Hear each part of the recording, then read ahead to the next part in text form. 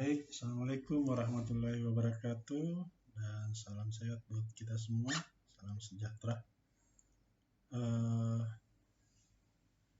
Untuk hari ini karena saya tidak sempat masuk, maka sebagai kuliah penggantinya silahkan nonton video ini ya. Jadi tema kita adalah logo dan fungsinya. Ini merupakan kuliah pengganti mata kuliah tinjauan desain untuk Senin 25 April 2022. Nah, untuk materi logo ini sendiri saya kira sudah ada kelompok yang membahas ini. Namun tentunya tidak apa-apa ini sebagai materi pengganti. Saya lebih fokus membahas tentang fungsinya ya, fungsi logo. Nah, sebelum kita masuk membahas fungsinya, kita lihat dulu beberapa logo yang biaya pembuatannya mencapai triliunan ya. Ini salah satu logo yang termahal di dunia juga, logo Symantec yang mungkin kalau kita lihat cukup sederhana ya. Tapi ini kita lihat biayanya itu, biaya pembuatannya adalah 1 miliar US dollar ya, lebih setara dengan 18,4 triliun. Nah, kalau di Indonesia mungkin belum ada perusahaan yang berani membayar semahal ini ya logonya. Nah, ini untuk sudah paket ya pembuatan logo dengan branding. Nah, meski yang angkanya sangat fantastis, perusahaan tersebut malah dikatakan beruntung karena dapat memasukkan logo centang terkenal VeriSign sebagai tanda autentifikasi dan sertifikat keamanan ke dalam logo baru mereka. Kemudian logo kedua ini adalah punya British Petroleum. Ini biaya pembuatannya 3 triliun. Desain logo baru tersebut dirilis pada tahun 2000. Menampilkan nuansa kuning, hijau. Ini dianggap mewakili dedikasi perusahaan untuk menjadi lebih ramah terhadap lingkungan. Jadi mungkin kalau Anda lihat ini logonya kok gampang sekali ya, sederhana, kok bisa mahal gitu ya. Nanti sebentar kita pikirkan bersama kenapa bisa membuat logonya mahal ya. Kalau di Indonesia mungkin logo begitu hanya 50.000 ya, 100.000.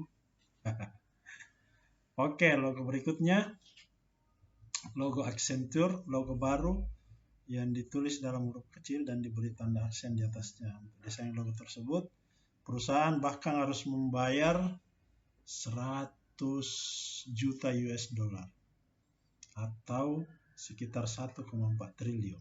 Luar biasa. 1,4 triliun berarti 1.400 miliar ya untuk sebuah logo. Langsung kayak mendadak ini kalau dapat proyek ini ya.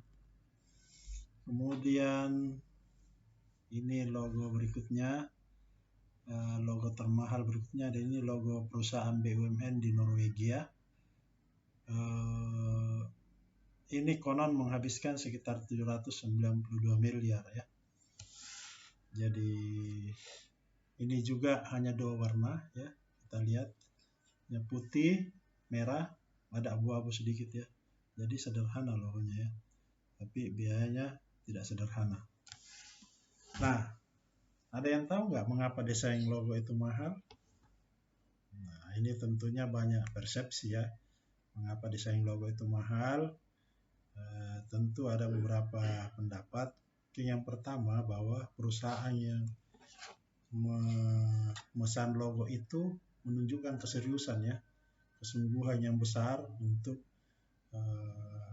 betul-betul membuat logo yang bagus.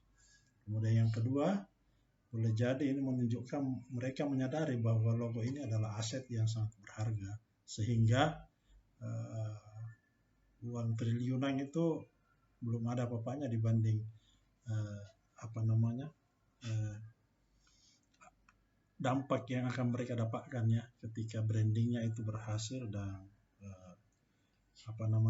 perusahaannya betul-betul berkembang ya dan sukses. Jadi itu mungkin beberapa alasan.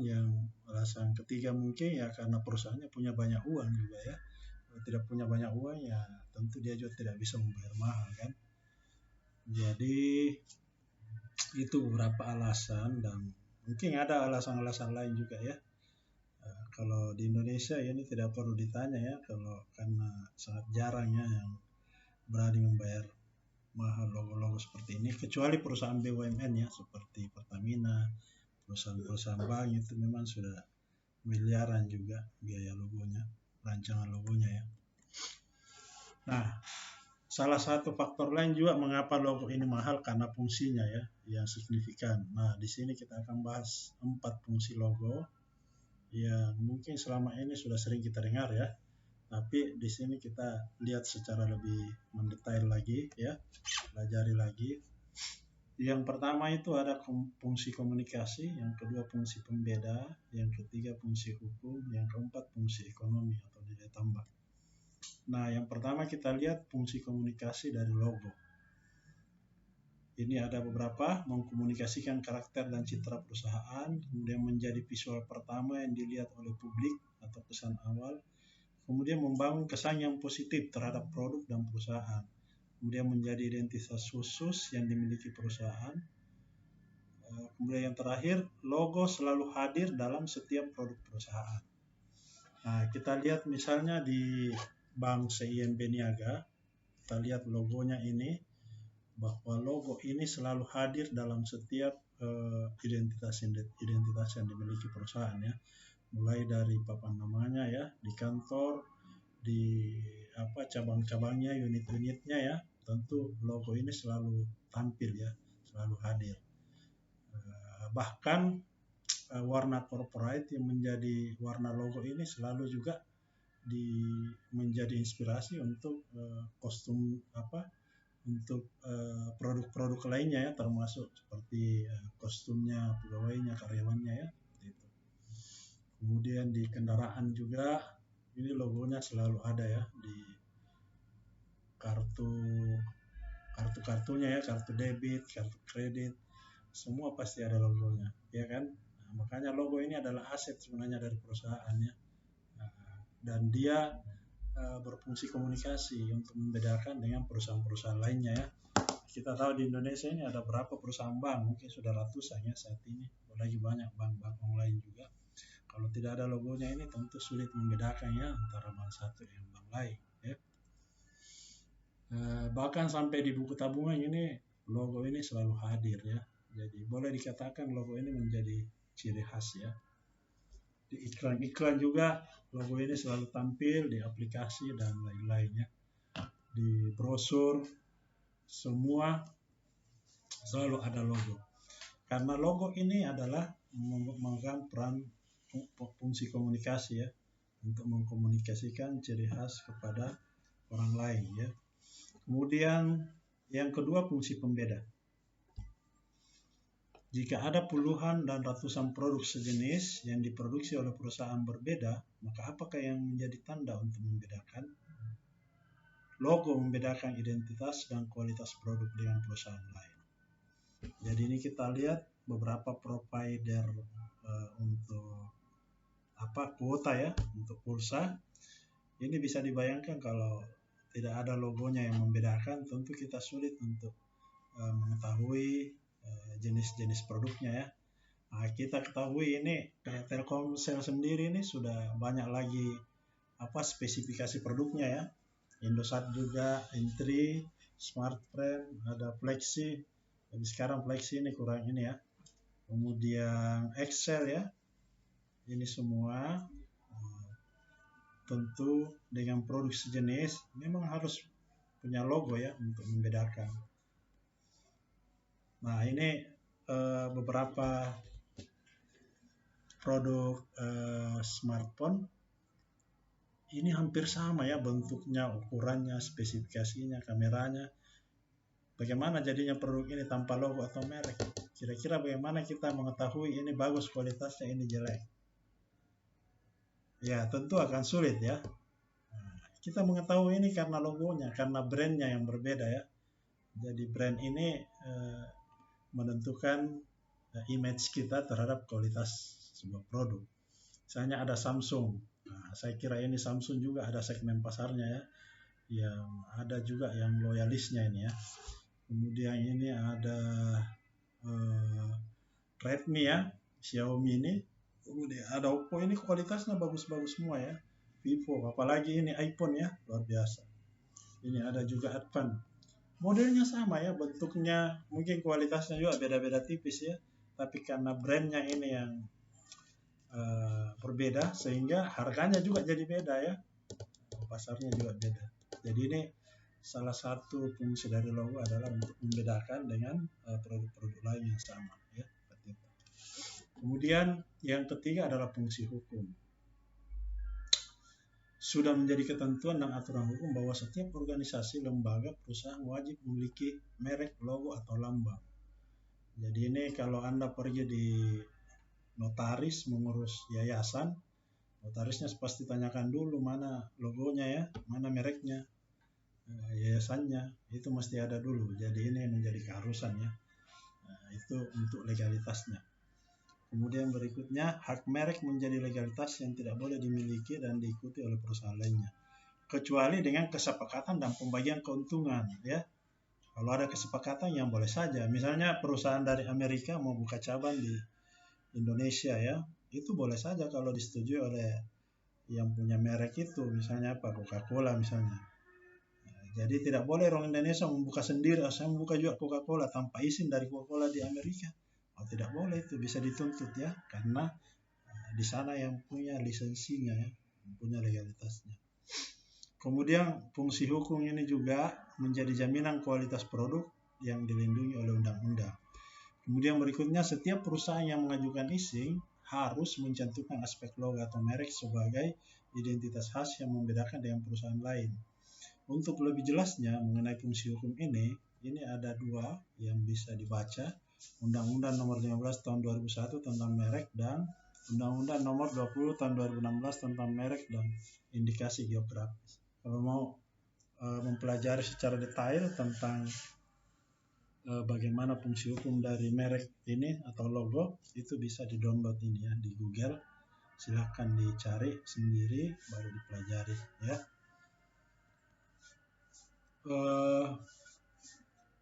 Fungsi hukum dari logo ini tadi kita lihat adalah jaminan kualitas produk ya.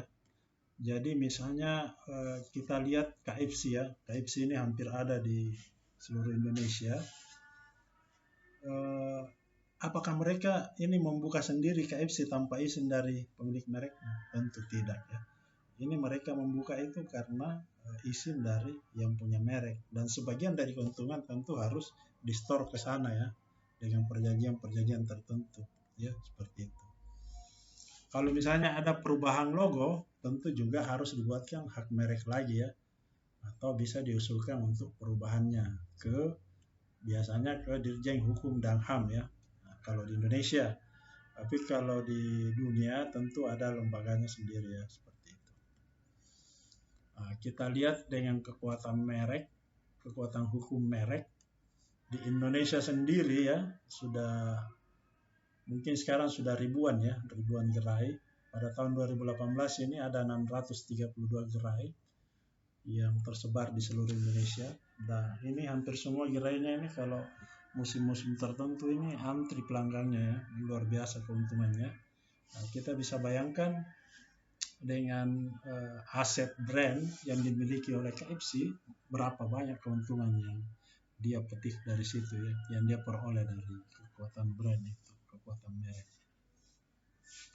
Jadi ini salah satu juga fungsi dari mengapa harus dilindungi secara hukum, karena ini akan menjadi kekuatan mereka ya untuk menghindari adanya peniruan dari pihak-pihak lain atau penyalahgunaan ya, seperti itu yang paling utama. Kemudian yang terakhir adalah fungsi ekonomi ya, memberi nilai tambah. Nah, ini yang paling diburu-buru sebenarnya oleh perusahaannya, oleh pemilik merek. Mengapa dia harus urus secara hukum?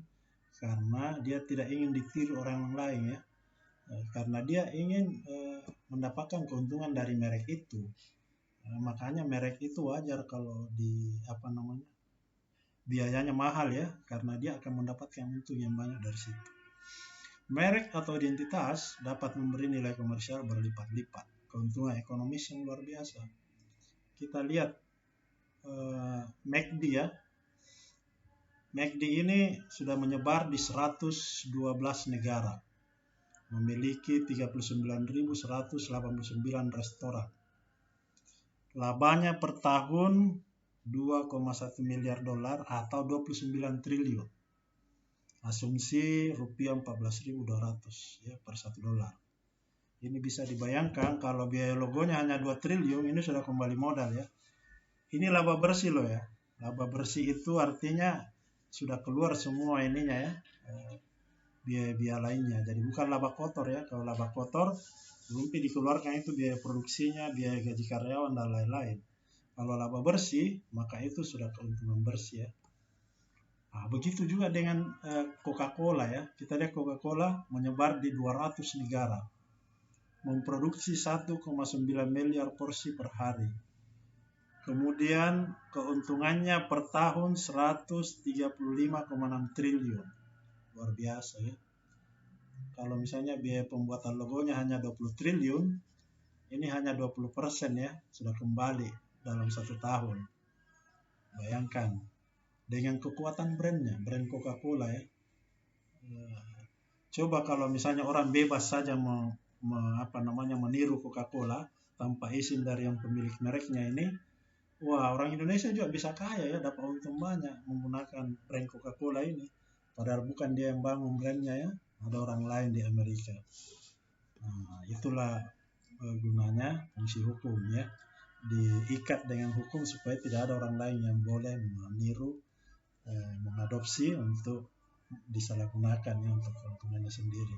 Jadi hanya pemilik brand ini yang boleh ya, yang boleh membuka gerai-gerai di 200 negara, bahkan di seluruh dunia ya. Jadi tidak boleh ada satu pun yang boleh membuka seperti ini, hanya mereka. Jadi luar biasa nilai merek itu ya kalau kita lihat di sini.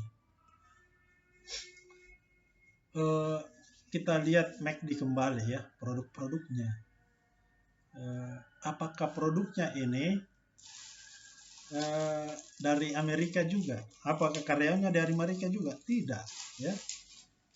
Semua karyawan, bahan, dan produk dari lokal Indonesia. Lalu mengapa perusahaan di Amerika yang untung besar? Karena mereka punya hak mereknya, mereka punya logonya.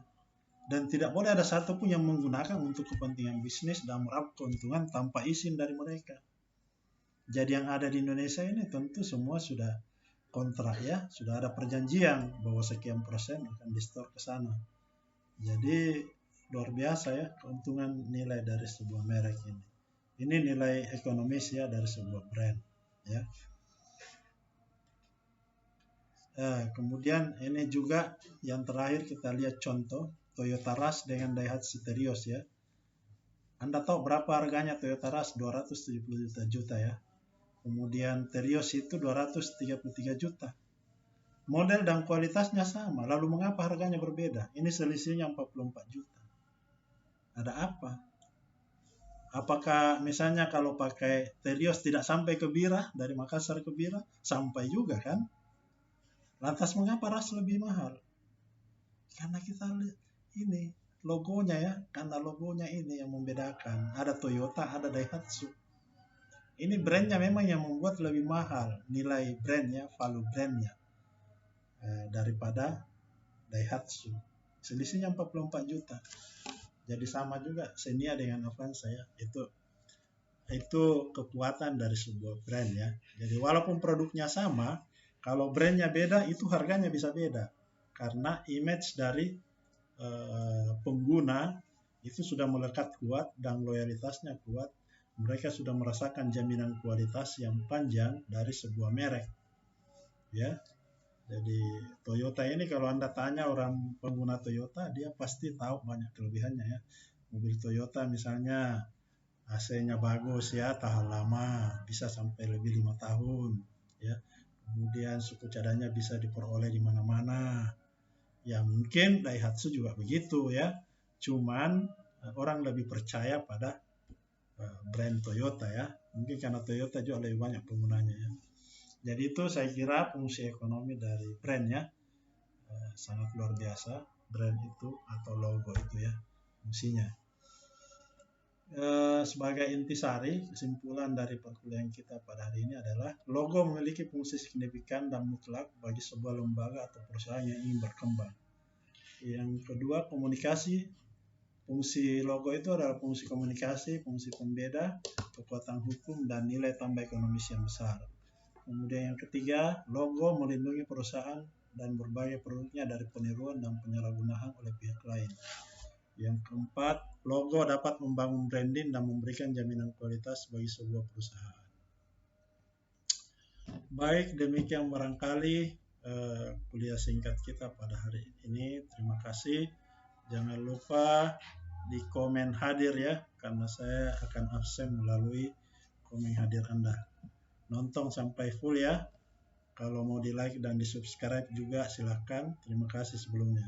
Assalamualaikum warahmatullahi wabarakatuh. Salam sehat buat kita semua.